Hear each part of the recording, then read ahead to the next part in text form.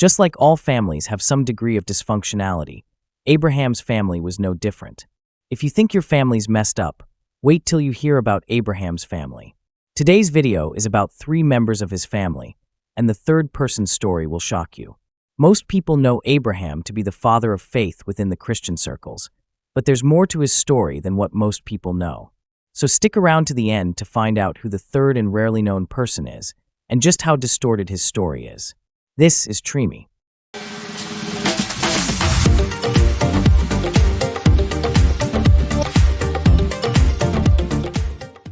The first story we'll highlight today is the story of Abraham and his wife Sarah. Abraham and Sarah are often seen as the ultimate biblical power couple, faithful, blessed, and chosen by God. But hidden beneath the surface of their story is a web of jealousy and deep-seated family secrets that make their relationship far more complicated than most people realize. One of the most shocking revelations about Abraham and Sarah's relationship is that they were actually half-siblings. In Genesis chapter 20 verse 12, Abraham himself admits this fact when explaining to King Abimelech why he passed Sarah off as his sister. "Indeed, she is truly my sister. She is the daughter of my father, but not the daughter of my mother, and she became my wife." Yeah, this sounds really weird, right? As a matter of fact, this would be passed off as incest in today's world. On the other hand, their marriage wasn't just a romantic union, it was a strategic alliance. In the ancient world, families often intermarried to preserve power and lineage, and Abraham and Sarah's marriage may have been influenced by this same practice. However, such a relationship would be considered inappropriate by later biblical laws, making their story even more unsettling. Twice in their marital journey, Abraham instructed Sarah to pretend to be his sister to preserve his own life. These 2 instances are found in both Genesis chapter 12 and later, in chapter 20. In both instances, Sarah was taken into the homes of kings who believed she was unmarried. Though God intervened both times, their marital situation raises an uncomfortable question. Were Abraham and Sarah okay being half-siblings and spouses at the same time? Sarah, despite being described as faithful, was repeatedly placed in compromising situations because of Abraham's decisions. This repeated deception not only risked their marriage, but also made their relationship seem more like a dangerous gamble than a partnership of trust.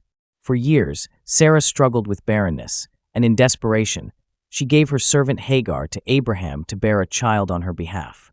Hagar became pregnant with Ishmael, but instead of bringing Sarah joy, it ignited jealousy and resentment. Sarah began to mistreat Hagar, eventually forcing her to flee. Even after Hagar returned, Sarah later insisted that both Hagar and Ishmael be cast out permanently in Genesis chapter 21. Despite her faith, Sarah's actions reveal a darker side, one of insecurity and feeling of inadequacy. Perhaps the greatest mystery of all is what happened at the end of Sarah's life. After the dramatic events of Isaac's near sacrifice in Genesis 22, there is no record of Sarah speaking to Abraham again. When she died, she was not with Abraham, but in Hebron. Did she ever forgive him for nearly sacrificing their only son? This we may never know. Abraham and Sarah's relationship was far from perfect. It was marked by secrets, family drama, and moments of betrayal. Yet, despite these flaws, they played a crucial role in God's plan.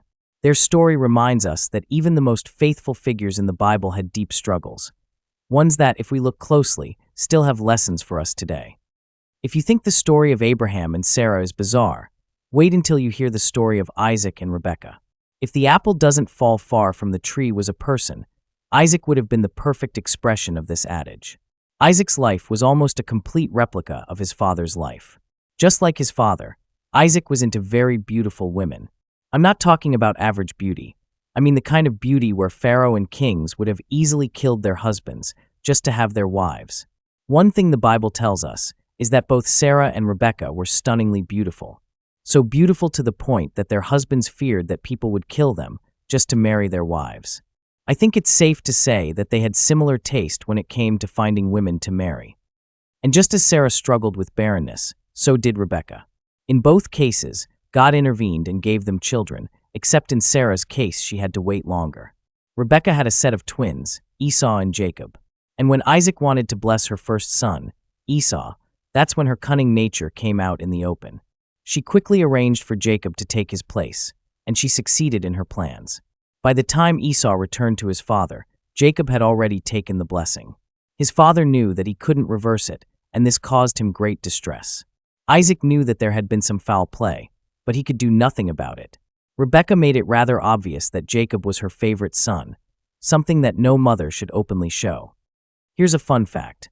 Do you know that both Abraham and his son, Isaac, lied to Abimelech the king of Gerar that their wives were their sisters?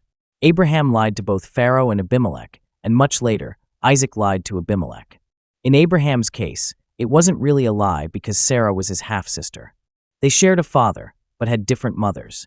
Apparently in those days, if you were a beautiful, married woman and a king fancied you, chances were they'd do away with your husband just to marry you.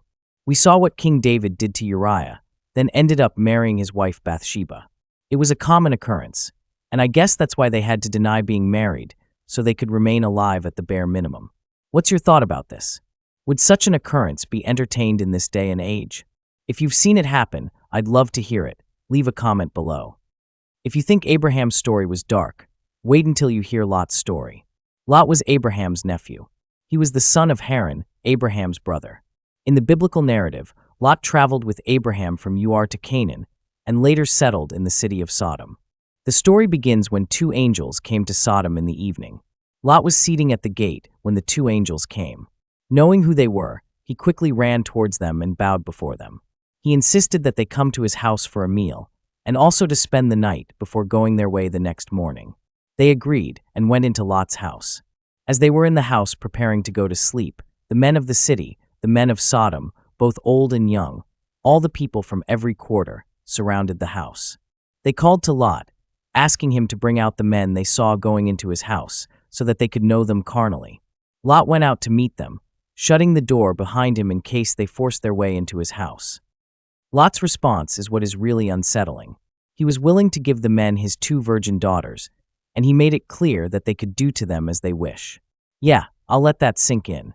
It is well understood that he had to protect the angels from such wickedness, but was it really necessary for him to offer his daughters instead?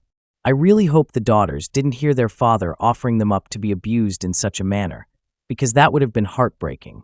The men turned on Lot because they were displeased that he wouldn't let them have their way with the angels.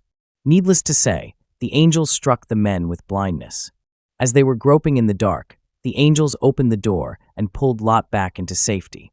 In the morning, the angels asked Lot to take his family and all who mattered to him out of Sodom because they were sent to destroy the city.